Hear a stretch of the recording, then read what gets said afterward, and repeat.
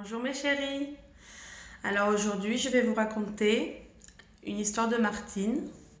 C'est un livre que j'ai acheté pour Hanouka 2019. J'ai jamais pu vous le donner. Je rêvais de pouvoir vous le donner. Mais c'est pas grave, j'ai pensé que même un an après, je peux m'inventer et faire de ça une force. Et vous raconter ces histoires online. Et faire profiter même d'autres enfants qui n'ont pas leur maman pour leur raconter des histoires. Et ces histoires, me les racontait ma maman quand j'étais petite. Et donc moi, je vais vous les raconter aujourd'hui. Et je vais commencer avec une série. Là, c'est Martine à la maison. Donc là, c'est le titre principal du livre. Et dans le livre, il y a plusieurs histoires. Je vais essayer d'être claire, de parler doucement, car ça fait 17 mois que vous ne m'entendez plus parler en français. Et l'histoire que j'ai choisie pour commencer cette série d'histoires racontées, elle est très significative, car Shirley, aujourd'hui, fait la petite maman à la maison, pendant que sa vraie maman n'est pas encore à la maison. Donc, l'histoire que je vais lire maintenant s'appelle Martine, petite maman. Je vais vous montrer les images au cours de l'histoire. Il y a Simba qui m'accompagnera et qui acquiescera ou qui dira non quand ça ne lui conviendra pas. Je suis installée confortablement sur mon fauteuil. Mettez-vous à l'aise et écoutez cette jolie histoire de Martine, petite maman. Alors, c'est un livre qui a été écrit par Gilbert Delahaye et Marcel Marvier. Et je commence l'histoire. Donc, l'histoire commence par Martine qui ouvre la fenêtre. Et nous avons ici Martine et Patapouf, son chien qui s'appelle Patapouf, et son chat qui s'appelle Moustache. Donc ça, c'est pas Martine, hein, c'est le bébé que Martine va devoir garder, c'est son petit frère. Ce matin, tout est calme dans la maison de Martine. Papa et maman sont partis en voyage pour la journée. Bébé, Minet et Patapouf dorment encore. Il n'y a pas écrit le nom du bébé. Le réveil sonne. Vite, Martine se lève car elle doit remplacer maman et s'occuper d'Alain, le petit frère, qui ne va pas tarder à s'éveiller. Ah, voilà, le bébé s'appelle Alain. Elle tire les rideaux, ouvre les volets. Aussitôt, le soleil entre dans la chambre. Dehors, le coq chante et le jardin sent très bon. C'est une belle journée qui commence. Donc en gros, là, Martine est en train de dire Modéani avec son petit frère Alain.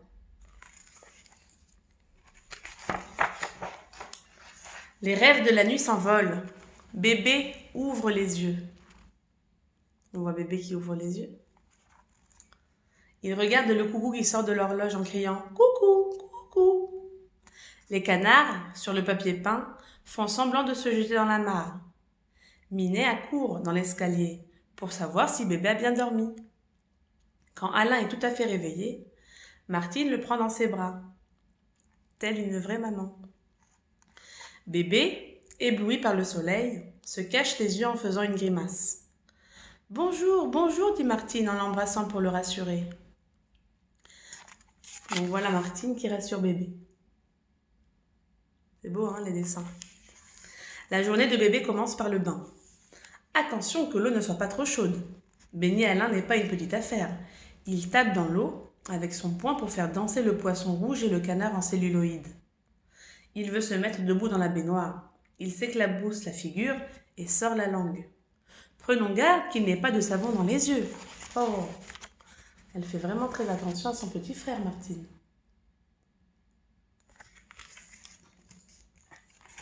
On la page. Le bain est terminé. Bébé est tout nu sur la table. Sa peau est douce comme la peau d'une pêche. Surtout, bébé ne doit pas prendre froid. Une friction à l'eau de Cologne lui fera du bien. Moi, dit Patapouf, en levant le museau, les parfums me donnent la migraine.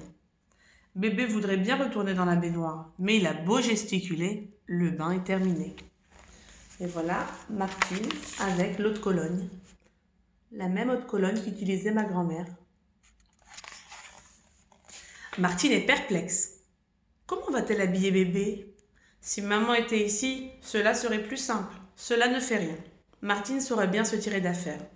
Elle veille à ne pas piquer le petit frère avec les épingles de la nourrice.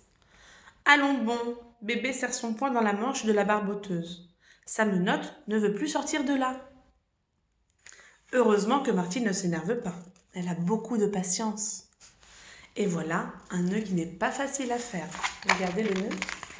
Parce qu'avant, il n'y avait pas les mêmes bodys qu'aujourd'hui avec des boutons à pression. Il fallait faire un nœud. Bébé pleure et se met en colère. Martine connaît bien la raison de son impatience. C'est que l'heure du biberon est arrivée. Et quand bébé a faim, il ne faut pas le faire attendre. Aussi, Martine se dépêche de mettre chauffer l'eau dans la bouilloire. Où est le lait en poudre et le sucre? Le biberon, il est-il rincé? Voilà qui est fait. Il ne reste plus qu'à le mesurer, le lait, l'eau et le sucre. Maman a dit « jusque-là dans le biberon ». Elle est méticuleuse. Ni trop chaud, ni trop froid. Le lait est à point. Le petit frère ne pleure plus. Martine l'a installé sur ses genoux, comme j'ai installé Simba sur mes genoux. Et il tète goulûment. Martine est bien contente qu'il ait un si bon appétit. Doucement, dit-elle en baissant le biberon, sinon tu auras le hoquet bientôt. Bébé regarde le plafond. Dans ses yeux, plus de chagrin. Il tient le biberon à 2 mains et Minet l'observe, espérant que bébé ne boira pas tout. Parce que Minet, il aime le lait. Regardez Minet.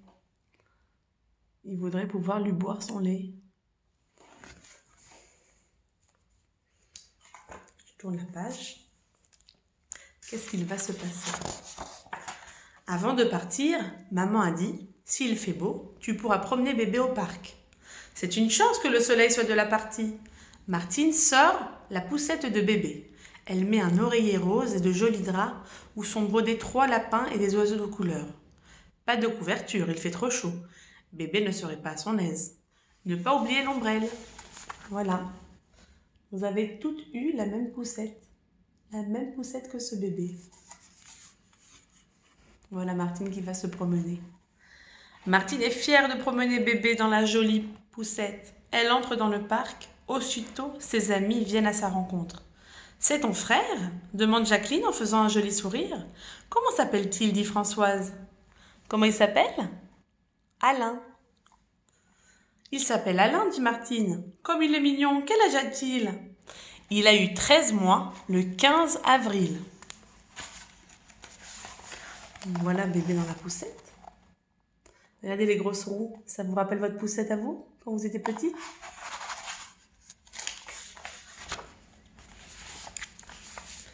Dans le parc, les enfants crient trop fort en jouant à cache-cache. Bébé ne parviendra jamais à s'endormir. Rentrons à la maison, dit Martine. Là, dans la cour, sous un parasol, bébé ne tarde pas à fermer les yeux. Chut, dit Martine en mettant le doigt sur ses lèvres. Il ne faut pas réveiller bébé, dit-elle à Patapouf. Elle s'en va sur la pointe des pieds. Minet veille sur le banc. Tout est calme. Regardez, il y a bébé dans son transat et Patapouf.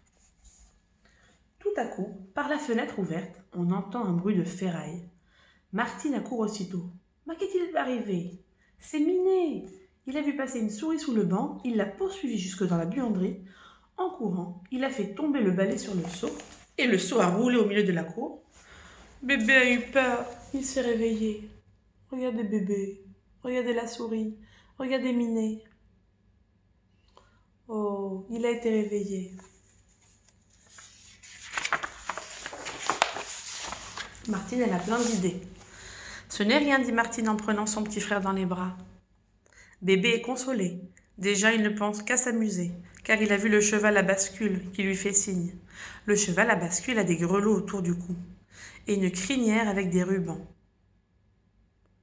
Il attend que bébé soit bien installé et hop, en arrière, en avant, il galope comme un vrai cheval. Gare à Minet s'il se fait prendre les pattes. Regardez. Minet et Patapouf. Bébé ne veut plus jouer au cheval. Bébé veut marcher à présent. C'est vrai qu'il sera bientôt un petit garçon pour de bon. Et puis, il y a des tas de choses à voir dans le monde, n'est-ce pas? Bébé ne marche pas encore très bien. Il faut que Martine le soutienne. Ainsi, il ira sûrement jusqu'au bout du jardin. Voilà Martine et son bébé, Alain. Elle s'occupe de lui comme une petite maman. Justement, un petit mouton qui s'ennuyait l'attend sur le gazon. « Bonjour petit mouton !» Bien sûr, bébé ne parle pas encore. Mais ce que bébé ne dit pas, tout le monde le pense. Le petit mouton, lui, il ne parlera jamais. Alors, il fait des bonds dans l'herbe et toutes sortes de cabrioles. Ce qui veut dire « donne-moi une caresse ». Mais rien n'est plus difficile que de caresser un petit mouton qui bouge tout le temps. Il n'a pas peur, hein, Alain? Ah, l'après-midi s'achève. Le grand air donne de l'appétit et bébé réclame sa panade. Martine assied Alain dans sa chaise, une chaise avec une tablette et un joli coussin. Elle apporte une cuillère et une assiette. Elle souffle sur la panade pour le refroidir. Une cuillère pour Minet, une cuillère pour le cheval à bascule, encore une pour le petit mouton. Surtout ne m'oubliez pas, semble dire Patapouf. Il aimerait bien goûter à cette panade. C'est quoi une panade? C'est comme une purée. Et c'est quoi une tablette? C'est pas un iPad, c'est la petite table. Une tablette, c'est une petite table pour bébé. Martine s'occupe de bébé toute la journée. Maintenant, elle va le mettre au lit. Les étoiles s'allument dans le ciel. C'est l'heure de mettre coucher bébé. Martine le déshabille. Le voilà en chemise de nuit, prêt pour aller dormir, avec l'ours en peluche et le lapin aux longues oreilles. Minet se demande si vraiment l'ours en peluche n'empêchera pas bébé de dormir, et si le lapin espiègle ne va pas courir toute la nuit dans la chambre. Il remue la queue simplement pour dire « Demain, on s'amusera bien ». « Fais de jolis rêves », dit Martine à son petit frère. Qu'est-ce qu'elle vous dit, maman, avant de dormir? Mezouza, Shema Israël. C'est vrai? Voilà comme elle embrasse son petit frère. Sitôt dans son lit, le bébé s'est endormi.